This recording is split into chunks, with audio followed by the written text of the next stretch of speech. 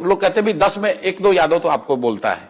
मैं कहता बहुत बड़ी बात है। 20% अगर यादव समाज जन स्वराज को वोट दे रहा है तो 3% वोट हुआ।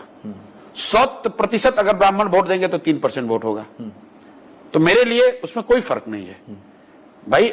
Election is also a lot of arithmetic, क्योंकि 10 में 2-3 यादव का वोट देना 100% फॉरवर्डों के बराबर हो गया, क्योंकि उनकी बहुत बड़ी संख्या है। तो जन स्वराज को कोई एक जाति विशेष वोट नहीं दे रहा है, सारे वर्गों में दे रहा है। अब आपके सवाल पर आता हूं कि इंक्रीमेंटली किसका वोट पहले कटेगा।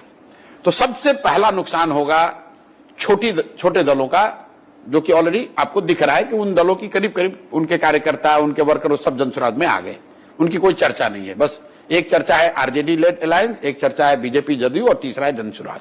वो ऑलरेडी हो गया। नेक्स्ट जो हिट होगा वो होगा जदयू को। उसके वर्कर, समर्थक, वोटर सबसे बड़ी संख्या में जन स्वराज की ओर आएंगे।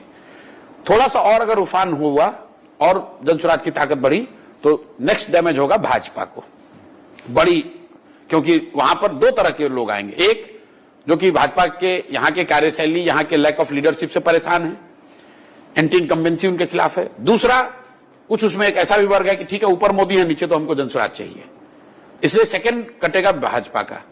और जब ये दोनों कटेगा तो तीसरा जो मुसलमान जो यहाँ 30 वर्ष से लालू जी की बंधुआ मजदूरी कर रहा है, वो जब देखेगा कि इतनी बड़ी संख्या में एनडीए के लोग जा रहे हैं तो वोट टूटेगा। इसी ऑर्डर में नुकसान होना है, होगा दोनों को नुकसान।